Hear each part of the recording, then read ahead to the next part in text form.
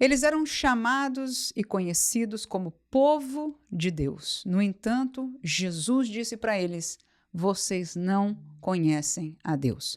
Isso é parte da nossa leitura de hoje. Nós vamos estar lendo um texto do Evangelho de João, dando a sequência que nós fazemos a cada segunda, quarta e sexta, onde nós temos ido capítulo por capítulo, versículo por versículo, deste abençoado Evangelho, o Evangelho de João. E hoje nós estamos no capítulo 8 e vamos ler do versículo 48 até o fim deste capítulo, portanto, o versículo 59. Se você tem a possibilidade de fazer essa leitura com a sua Bíblia, nós sempre vamos ganhar mais de estar olhando, tomando atenção na palavra que nós chamamos atenção aqui, que está escrita, e nós vamos até talvez poder anotar, sublinhar alguma coisa e vamos sempre ganhar mais. Mas se não é possível, você não está escutando no seu caminho para o trabalho ou fazendo a sua caminhada, graças a Deus, porque estamos juntos em ouvir e meditar na palavra de Deus. Eu agradeço a Deus pela sua vida e já quero te saudar neste dia com a santa paz do Senhor Jesus Cristo. Portanto, vamos ao Evangelho de João, capítulo 8 e versículo 48. Leiamos. Responderam, pois, os judeus e disseram-lhe: não dizemos nós bem que és samaritano e que tens demônio? Jesus respondeu: eu não tenho demônio, antes honro a meu Pai e vós me desonrais.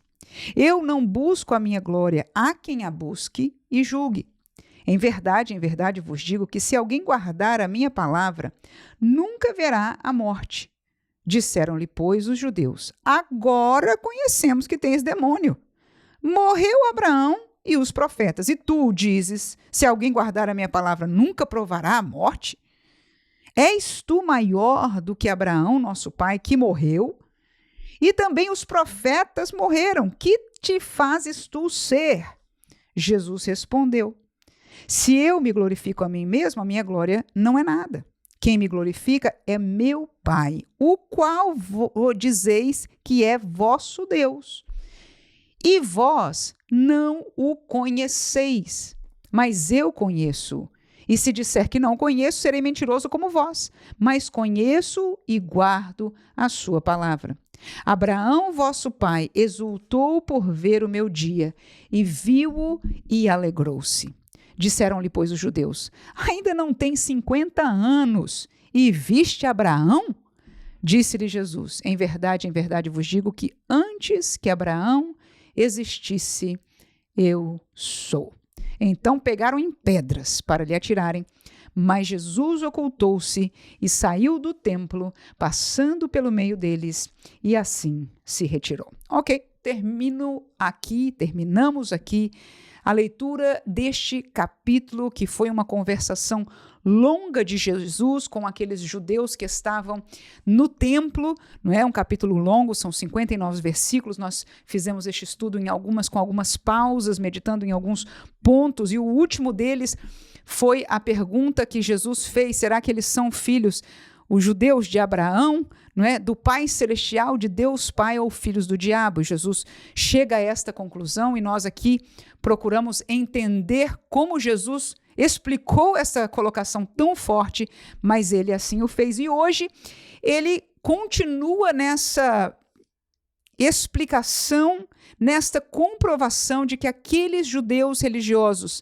estavam fora do caminho de Deus, de que eles tinham a Deus por Senhor, por Deus de sua vida, o Pai, mas que, na verdade, eles não conheciam a este Deus experimentalmente. E Jesus, neste último pedaço da conversa com aqueles judeus, eu aponto para 3 coisas que me chamaram a atenção. Primeiro, Jesus foi xingado.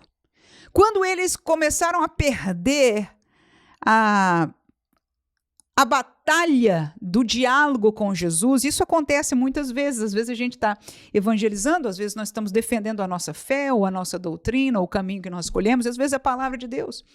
E enquanto nós podemos, não é, trocar conhecimento e falar normalmente e explicar alguma coisa e mostrar um outro texto bíblico, existe um caminhar de uma conversa. Mas eu acho muito interessante que quando a pessoa com quem nós falamos perde, não tem mais saída, sempre se torna agressiva, porque não tem mais como defender-se por palavras, não tem como defender pela Bíblia Sagrada, não tem como defender diante da verdade da palavra de Deus. E quando isso acontece, sempre há uma reação explosiva, não é? Há um xingamento, se levanta um problema, uma palavra, uma atitude principalmente forte, que vai fazer a confusão e acabar com a conversa ali. E o que eles fizeram foi xingar a Jesus. É a primeira coisa que me chamou a atenção. No versículo 48, os judeus responderam e disseram: nós bem sabíamos que ele é samaritano. Está aí. O que significa isso ser samaritano? Não é raça pura de judeu, não é. Os judeus, 100%, eram judeus. Os judeus de Samaria se misturaram com os locais da terra e misturaram a raça. E por causa disso havia este preconceito dos judeus contra os samaritanos. E aqui eles falaram de Jesus, está vendo aí? O problema é que ele é samaritano. E Jesus não era. Mas eles xingaram, ou seja, eles logo defendendo diante do demais, não tendo mais palavras como defender diante da verdade que Jesus estava expondo, e você vai lembrar comigo que a última coisa que ele falou exatamente foi dizer que eles não eram de Deus. Então, depois de serem atacados a tal nível, a próxima coisa que eles disseram foi louca, foi xingar, tá vendo? Ele é samaritano, ele não é judeu verdadeiro. O problema dele é que ele é uma raça diferente, ele não é dos nossos, e não era uma verdade. Mas eles fizeram pior. Não só falaram que Jesus não era dos dele, no sentido de ser povo de Deus verdadeiro, da raça do povo de Israel, mas ele disse que ele tem demônio. Ou seja, espiritualmente, este homem não é de Deus, é do diabo, é do demônio, ele tem demônio dentro dele. Então, foram 2 xingamentos que fizeram contra Jesus naquele dia. E Jesus continuou na mesma calma, com a mesma verdade, com a palavra, dizendo para eles: não, eu não tenho demônio, eu honro a meu Pai, a quem vós desonrais. E aí ele segue, nós acabamos de ler. Mas a segunda coisa que me chamou a atenção está lá no versículo 56. Forte. O que Jesus falou, que ele disse: Abraão, vosso pai. Aqui ele reconheceu que Abraão era pai deles. Em que sentido? Genético. Deus Pai, que era o pai de Jesus, escolheu a semente de Abraão, os filhos, a herança, a genealogia de Abraão, e aqueles judeus eram filhos de Abraão. Nisso eles estavam corretos. Deus não tirou aquilo que ele estabeleceu. Deus não desfez daquilo que ele mesmo estabeleceu. Mas espiritualmente, ou seja, do Pai Celestial, o estabelecimento é feito em outro nível. Ninguém é filho de Deus pela genética. O estabelecimento de paz com Deus, aleluia, é feito pela fé, é feito pela obediência. Então, neste caso, eles estavam certos. E Jesus usou essas palavras: Abraão, vosso pai. Aí ele diz algo misterioso, algo lindo. Exultou por ver o meu dia e viu-o e alegrou-se. Ora, o que estava acontecendo aqui de conversa agora é que, como Jesus disse que ninguém morreria se cresce na palavra dele, e aí eles logo foram para Abraão e disseram: Abraão, que é nosso pai, morreu. Os profetas morreram. Quem é você para dizer que alguém não vai morrer? Entendeu? Não existe. Você, por acaso, é maior do que o nosso pai Abraão? É o que eles perguntaram no 53. Aí Jesus começa a explicar e depois ele encerra com isso. Ele diz: pois Abraão, quero que vocês saibam que o vosso pai Abraão, quando viu o meu dia, ele se exultou. Qual foi o dia do Senhor? Aleluia.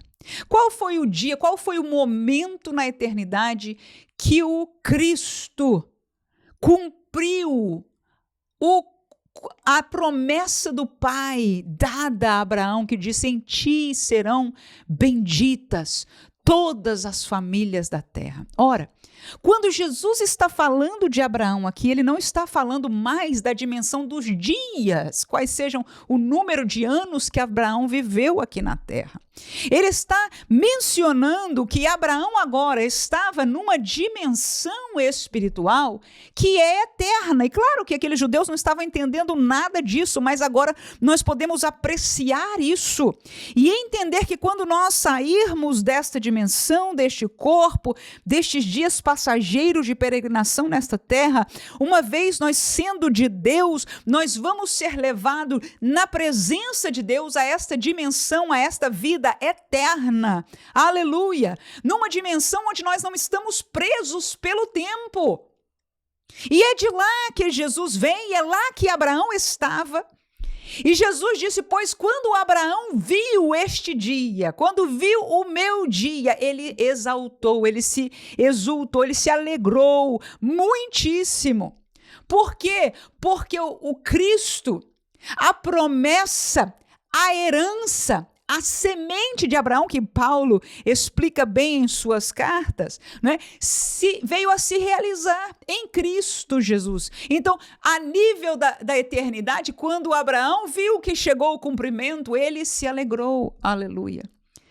E eu fiquei me perguntando como funciona isso. Eu falei, mas será que lá então estamos a nível de consciente, vendo o que acontece aqui, ou este cumprimento, ou estas coisas? E eu me lembrei também que Jesus, estando aqui na terra, certa vez, ele trouxe, ou permitiu, Deus, né, que 3 destes que já tinham passado, né, estivessem com Jesus no Monte da Transfiguração, onde Jesus se transfigurou, esteve ali conversando com eles. Então, eles estão vivos, estão conscientes e estão numa dimensão que não está preso à nossa humanidade, mas revestidos da incorruptibilidade nesta dimensão eterna. Aleluia! Conscientes. E nós aprendemos, como aqueles judeus tiveram que ouvir, que este Abraão, que já tinha morrido na carne há tantos anos atrás, mas ele estava vivo. Aleluia! Consciente. E já nesta dimensão eterna viu o dia da glória do Senhor Jesus Cristo.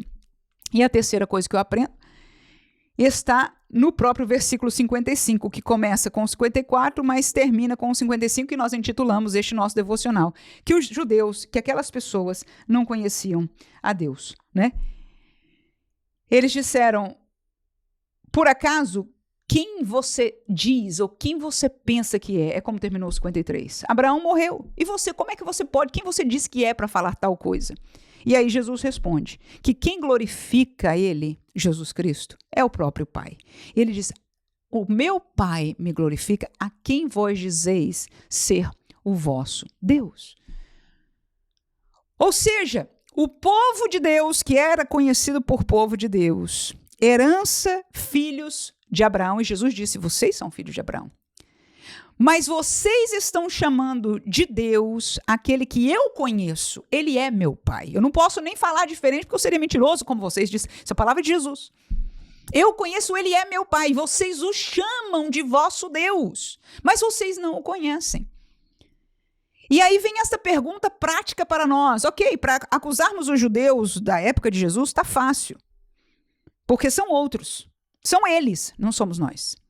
Ora, eles tinham a lei, mas não obedeciam, não ligavam para as coisas de Deus, já não estavam bem cumprido, talvez, as suas cerimônias. Veja lá, o templo deles estavam fazendo troca de animais ali dentro, ao invés de cumprir como a lei mandava. Enfim, a gente pode trazer uma série de acusações. Eram aquilo que nós chamamos de fariseus, na época não tinha a mesma conotação. Fariseus eram religiosos de boa fama, inclusive dentro da religião judaica, não é?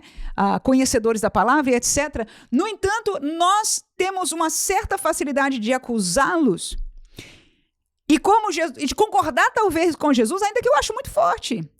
Ele dizia, olha, vocês chamam ele de pai, e foi Deus que escolheu a Israel por herança, por nação que levaria o seu nome. Mas a verdade é que Israel muitas vezes, vez após vez, traiu ao Senhor, desobedeceu, saiu do caminho.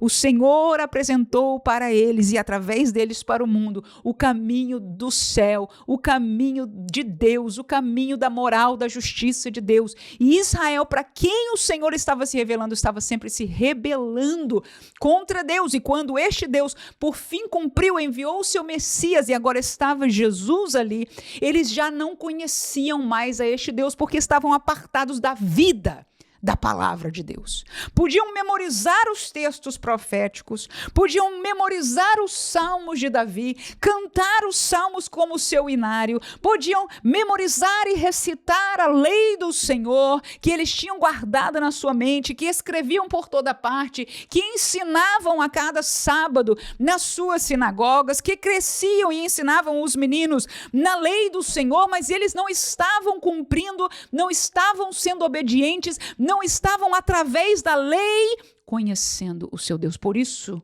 Jesus pôde dizer: vocês o chamam de Deus, de vosso Deus, mas na verdade, vocês não conhecem a Ele. Eu conheço. E eu, quando vejo isso aqui, eu não penso que Jesus está querendo dizer: eu conheço porque eu sou de lá e vocês não conhecem porque ninguém viu a Deus. Não. É este conhecimento experimental possível para mim e para você. É por isso que eu vou fechar com esta aplicação. Será que é possível nós, no contexto da igreja, chamarmos-nos povo de Deus, filhos de Deus, e deixarmos ou vivermos sem conhecer a Deus?